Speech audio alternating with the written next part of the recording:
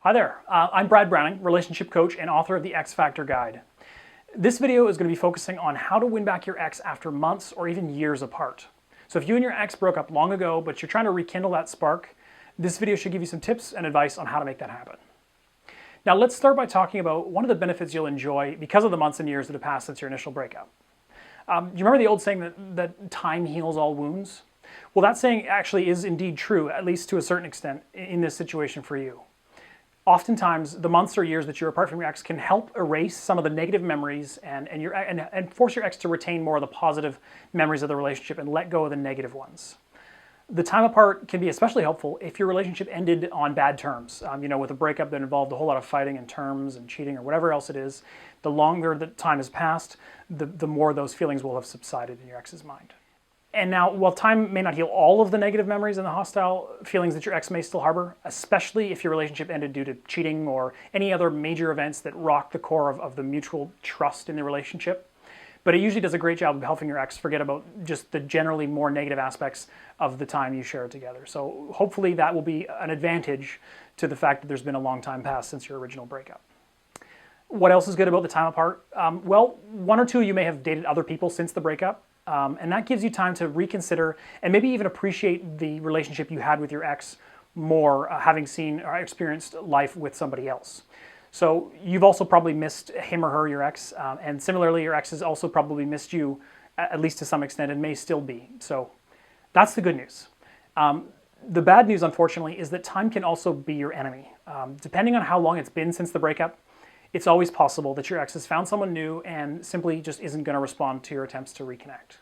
So while I definitely think there's often a very good chance of getting your ex back, even if it's been a year or more since the breakup, you need to be prepared for the possibility that things may not ever work out, no matter how hard you try.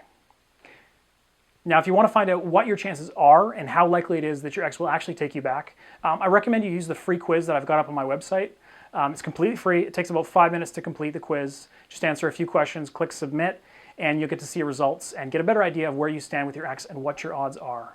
So I'll have a link to that at the end, the free quiz at the end of the video and in the description below. But if you want to go there directly, the URL is www.breakupbrad.com/quiz. So let's move on and talk about reestablishing contact with your ex.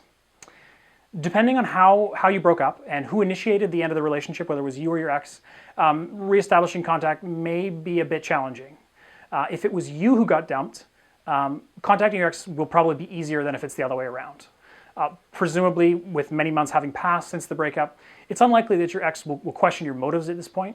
So you should be able to make a friendly phone call or send a friendly text message to your ex without arousing any suspicion in their mind and making them realize that you want to get back together. If you're going to call or message your ex out of the blue, though, after long periods of not talking very much at all, it's best to have a legitimate reason for sending the message. So for example, ask a question, suggest a movie you think they'd like, etc. Something along those lines, a real reason beyond just reconnecting, so they don't wonder why you're suddenly wanting to talk with them again just out of the blue one day. And now, while I'm a big fan of text messages, and if you've seen my other videos, you probably know that, but emailing or texting your ex isn't necessarily the best option in this particular scenario. Ideally, it's best if you can arrange to run into your ex in a coincidental encounter, around town, wherever it is, where you just happen to bump into each other at the supermarket, the coffee shop, whatever. But however you go about it, and whatever your chosen strategy of face-to-face meeting or phone call with your ex, that's what you're looking for. You need to impart feelings of familiarity again. And this is really hard to do electronically, so it's best to build those feelings again by in-person meeting or at the very least phone or video chat. You want to show your ex the new you so they can see how much you've changed for the better since the breakup. You want them to think that you're really thriving in life and things are going great for you and have been since the breakup. Now, when you finally do arrive at the meeting with your ex, there's a few simple things that you should keep in mind all the time if you can. Number one, try not to be overly nervous. Be casual. Try to act as calm and as cool and collected as possible. Don't get emotional. You've probably been apart long enough that this won't be an issue for you now. But if you are prone to, tears and emotional outbreaks, just do your best to keep these in check while you're with your ex. Number two, always keep the conversation light, upbeat, and casual. One of your primary objectives here is just to remind your ex why they fell in love with you back in the day. And that means you just need to show them the lighter, more fun side of your personality that they really enjoyed in those early magical phases of your relationship. So just always try to have fun and keep the conversation lighthearted. Number 3, flirt. Flirt with your ex like crazy. Flirting is good, especially if things are going well and you're both having a good time. So laugh, gently touch your ex's arm, give them a casual, joking punch in the shoulder, make eye contact and hold eye contact. Just generally be flirtatious when you do get a chance to see your ex and hang out with them again. Number 4, bring up some happy shared memories and inside jokes. Doing this will help remind your ex of some of the fun times you had together. And if things are going really well in the meeting, don't hesitate to drop some sexual innuendos and possibly reference some of the fun times you had in bed together. Sexual intimacy is a really important part of any relationship, any romantic relationship. So if your ex seems receptive and things are going well, this is a good chance to remind them how great your sex life was when you were together. Get them thinking about that again. Number 5, aside from happy memories and inside jokes like I just talked about, leave the past in the past. You don't want to bring up old drama. You don't want to remind your ex of the problems that led to your breakup. So just steer clear of these topics completely and instead focus on showing your ex a good time. Number 6, give your ex the impression that your life is awesome. I've already mentioned this earlier, but don't be afraid to talk casually about some of the people you've dated since the breakup. Now, don't linger on the topic or go into excessive detail, but also don't be afraid to share details about your awesome love life or your busy social schedule, whatever, just to let your ex know that you've changed for the better.